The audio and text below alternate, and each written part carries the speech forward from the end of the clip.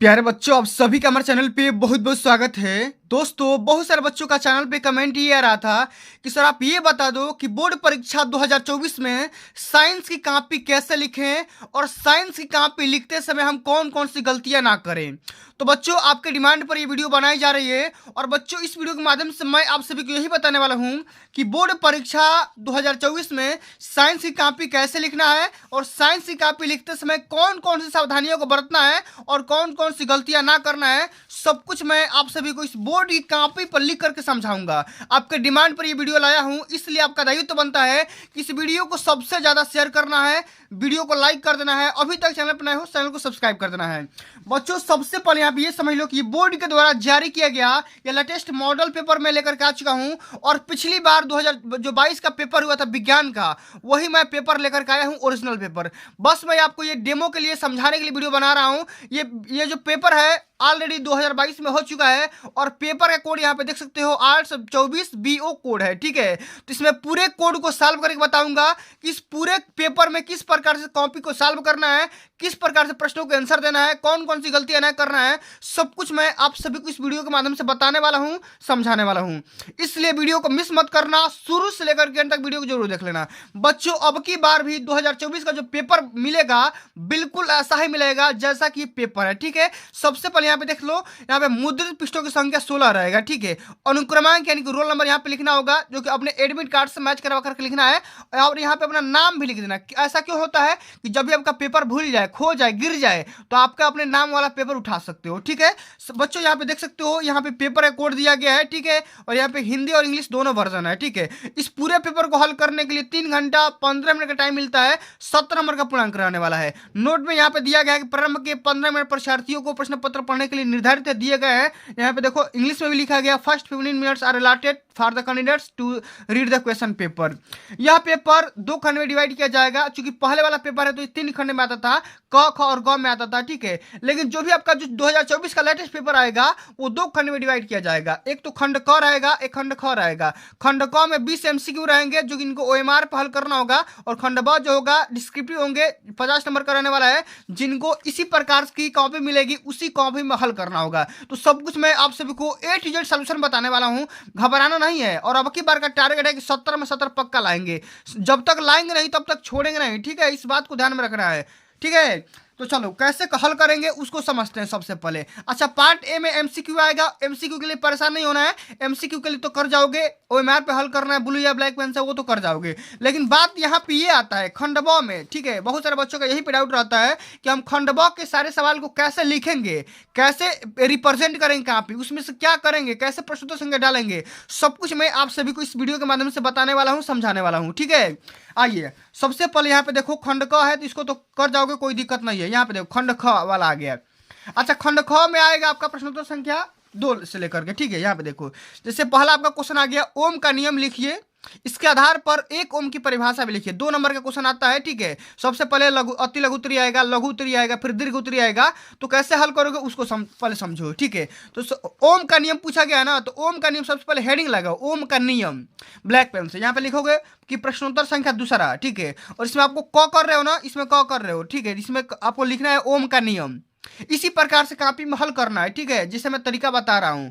इसमें क्या लिखोगे कि यदि भौतिक अवस्थाएं जैसे ताप हो गया, लंबाई हो गया इत्यादि, इसमें कोई परिवर्तन ना हो, तब किसी विद्युत परिपथ में प्रतिरोध के सिरों पर उत्पन्न विभवांतर वोल्टेज का जो मान होता है धारा के समानुपाती होता है। माने ओम का नियम में क्या लिखेंगे कि यदि भौतिक अवस्थाएं जैसे ताप, लंबाई इत्यादि में कोई परिवर्तन ना हो, तब किसी विद्युत परिपथ में प्रतिरोध के सिरों पर उत्पन्न विभवांतर धारा के क्या होगा, समानुपाती होगा, रेसिप्रोकल होगा। ठीक है, जैसे यहाँ पे देखो भी, यहाँ पे लिख सकते हो भी प्रोपोर्शनल, यहाँ पे आई लिख सकते हो। और जहां पे प्रोपोर्शनल का साइन हटाओगे तो यहाँ पे आर एक कांस्टेंट आ जाएगा, रेजिस्टेंस आ जाएगा। और यहाँ पे आर का मान क्या है, रेजिस्टेंस है, प्रतिरोध है। ठीक है, अच्छा इसी के हिसाब से एक ओम का परिभाषा भी देना है। कैसे करोगे, यहाँ पे देखो एक ओम की परिभाषा ब्लैक पेन से हेडिंग लगाओगे, इसमें बहुत शानदार तरीके से लिखोगे कि यदि किसी चालक में 1 वोल्ट का विभवांतर देने पर उस चालक में 1 एम्पियर की धारा प्रवाहित होने लगती है, प्रवाहित होना, फ्लो होना लगता है। ठीक है, तो उस चालक में जो प्रतिरोध का मान होगा वो कितना होगा, 1 ओम होगा। ठीक है, इस प्रकार से आपको कॉपी लिखना है, परिभाषा लिखना है, तब जाकर के 2 नंबर मिलेगा। आगे समझना। चलिए अब अगला क्वेश्चन पहले समझो क्या लिखा गया है कि चुंबकीय बल रेखाओं के दो गुणधर्मों के लिखिए। माने चुंबकीय बल रेखाओं का कौन कौन सा गुणधर्म होता है, किसी दो गुणधर्म को उठाओ और लिख दो, दो नंबर यहाँ से मिल जाएगा। ठीक है, अच्छा आओ यहाँ पे कैसे लिखेंगे, बोर्ड की कॉपी में कैसे लिखेंगे उसको पहले समझो, उसको पहले समझो। ठीक है, यहाँ पे देखो ये वाला, ये देखो मान लो दूसरा का ख कर रहे हो। ठीक है, ख कर रहे हो, इसमें लिखोगे प्रश्नोत्तर संख्या दूसरा का कौन कर रहे हो, ख वाला सेक्शन कर रहे हो, इसमें ख डाल दो। एग्जामिनर पूरा समझ जाएगा कि दूसरा का ख कर रहे हो। इसमें हेडिंग भी लगा दो कि चुंबकीय बल रेखाओं के दो गुणधर्म इस प्रकार है। ठीक है, मैंने एग्जामिनर देख करके काफी समझ जाएगा भाई इतना सुंदर लड़का लिखा है, इसको तो नंबर लिख दे देना चाहिए। ठीक है, अच्छा इसमें क्या लिखोगे कि चुंबकीय बल रेखाएं बंद वक्र रेखाएं होती है। क्या होती है, क्लोज रेखाएं होती है, जो उत्तरी ध्रुव से उत्पन्न होकर के दक्षिणी ध्रुव में समाहित हो जाती है, तक जाती है। ठीक है, ये तो पहला गुण हो गया। दूसरा गुण क्या लिखोगे कि चुंबकीय बल रेखाएं एक दूसरे को कभी भी नहीं काटती है। ठीक है, इसमें लिख दोगे कि चुंबकीय बल रेखाएं एक दूसरे को कभी भी नहीं काटती, प्रतिच्छेद नहीं करती है। ये आपका दूसरा गुण हो गया। ठीक है, तो अगर आप इतना सटीक तरीके से लिखोगे कहाँ भी तो आपका एक भी नंबर ना कटेगा भाई, पूरा का पूरा नंबर मिलेगा, 2 नंबर यहाँ से पक्का मिलेगा, गारंटी में लिख सकता हूँ। ठीक है, इस प्रकार से आपको कहाँ पे लिखना है, समझ में आ गया ना। चलिए अच्छा आप दूसरा का ग देखो, यहाँ पे देखो एक न्यूमेरिकल भी पूछा गया है। ठीक है, यहाँ पे न्यूमेरिकल भी बता दे रहा हूँ, इसको कैसे हल करोगे। तो 16 सेंटीमीटर फोकस दूरी के अवतल दर्पण के सम्मुख एक वस्तु 8 सेंटीमीटर की दूरी पर रखी है। उपयुक्त किरण आरेख बनाइए तथा प्रतिबिंब की स्थिति एवं प्रकृति ज्ञात करिए। यह भी क्वेश्चन 2 नंबर का है, बहुत ही आसान सा क्वेश्चन है, लेकिन न्यूमेरिकल आएगा तो उसको कैसे हल करोगे उसको पहले समझ लो। मैंने यहाँ पे देखो करके लाया हूँ, यहाँ पे लिखोगे प्रश्नोत्तर संख्या दूसरा का ग। अच्छा इसमें कौन कौन सा डाटा दिया गया है न्यूमेरिकल में, सबसे पहले उसको लिख डालो। सबसे पहले यहाँ पे लिखो गिवन डाटा, या दिया गया है फोकस दूरी का मान दिया गया है 16 सेंटीमीटर। तो कौन सा दर्पण है भैया, अवतल दर्पण है। तो अवतल दर्पण का जो फोकस दूरी होता है, यू का मान होता है हमेशा निगेटिव होता है। ठीक है, अवतल दर्पण का जो फोकस दूरी होता है क्या होता है, निगेटिव होता है। इसमें क्या रख लोगे -16 सेंटीमीटर। वस्तु की दूरी यू का मान 8 सेंटीमीटर है, तो ये भी क्या होगा, निगेटिव होगा। आपको v का मान निकालना है, क्या निकालना है, v का मान। ठीक है, तो आपको पता होगा कि दर्पण का सूत्र क्या होता है, 1/f = 1/v + 1/u। इसमें f और u का मान रख लो, v का मान निकल कर के आ जाएगा। ठीक है, ये तरीका होता है, देख लो इसी तरीके से हल करेंगे। तो v का मान आ जाएगा कितना, 16 सेंटीमीटर। अच्छा 16 सेंटीमीटर का आ गया, माइनस में आ गया, तो क्या बनेगा, कहाँ बनेगा, वस्तु से बड़ा बनेगा, वस्तु से क्या बनेगा, बड़ा बनेगा, वास्तविक बनेगा। ठीक है, और क्या बनेगा, दर्पण के पीछे बनेगा। कैसा बनेगा, दर्पण के पीछे, यहाँ पे देखो दर्पण के पीछे दोगुनी दूरी पर बन जाएगा। आगे समझ में ना, इस प्रकार से आपको न्यूमेरिकल भी सॉल्व करना है, आगे समझ में। चलिए अब चलिए अगला जो हमारा क्वेश्चन है, यहाँ पे देखो अगला क्वेश्चन, ये देखो। अच्छा अगला क्वेश्चन यहाँ पे ये है, देखो तीसरा का क, तीसरा का क या तो ये वाला करो या तो ये वाला करो, दोनों में से किसी एक को हल करना है। ठीक है, तो आओ मैं चलो न्यूमेरिकल को सॉल्व करके दिखा दे रहा हूँ। ठीक है, ये वाला करके दिखा दे रहा हूँ। जैसे यहाँ पे अथवा वाला पूछा है, तो अथवा वाला अगर करने का मन है तो अथवा वाला में क्या करोगे, यहाँ पे देखो हेडिंग लगाओ क्या, प्रश्नोत्तर संख्या तीसरा का क, और यहाँ पे लिख दो अथवा। ठीक है, एग्जामिनर समझ जाएगा बाबू कि अथवा वाला कर रहे हो। ठीक है, अच्छा चलो पहले सवाल को पढ़ते हैं, उसके बाद हल करेंगे। एक 20 सेंटीमीटर फोकस दूरी वाले अवतल लेंस के सामने 20 सेंटीमीटर की फोकस दूरी पर एक वस्तु स्थित है। वस्तु के प्रतिबिंब की स्थिति तथा प्रकृति किरण आरेख करके बनाइए। सेम टू सेम वही वाला क्वेश्चन है जो मैंने अभी जस्ट बताया। ठीक है, वही वाला क्वेश्चन है। इसमें लिखोगे कौन कौन सा डाटा दिया गया है। ठीक है, यहाँ पे देखो फोकस दूरी का मान 20 सेंटीमीटर है, लेकिन अवतल दर्पण है तो माइनस में रख दोगे। यू का मान भी 20 वहीं पे बन रहा है, वस्तु की वहीं पे है। ठीक है, जहाँ फोकस है। ठीक है, तो क्या हो जाएगा, माइनस में भी ये भी हो जाएगा। बी का मान आपको बताना है, तो हम जानते हैं लेंस का सूत्र क्या होता है भाई, लेंस का सूत्र क्या होता है, वो तो दर्पण का सूत्र था प्लस था, लेकिन लेंस में क्या होगा, यहाँ पे 1/f = 1/v माइनस यहाँ पे 1/u हो जाएगा, खाली यहाँ पे माइनस हो जाता है। ठीक है, और यहाँ पे f और u का मान रख दो और v का मान यहाँ से निकल करके आ जाएगा, ये भी आएगा -10 सेंटीमीटर। अच्छा माइनस में 10 आ गया, तो इसका प्रकृति क्या होगा, दर्पण के पीछे बनेगा, वस्तु से छोटा बनेगा। ठीक है, और वास्तविक बनेगा, तीनों चीज लिख दो, दर्पण के पीछे बनेगा, वस्तु से छोटा बनेगा और वास्तविक बनेगा। ठीक है, इस प्रकार से प्रकृति भी लिख देना। आगे समझ में, इस प्रकार से आपका यहाँ पे 4 नंबर क्लियर हो जाएगा। ठीक है, 4 नंबर का क्वेश्चन है, आगे समझ में।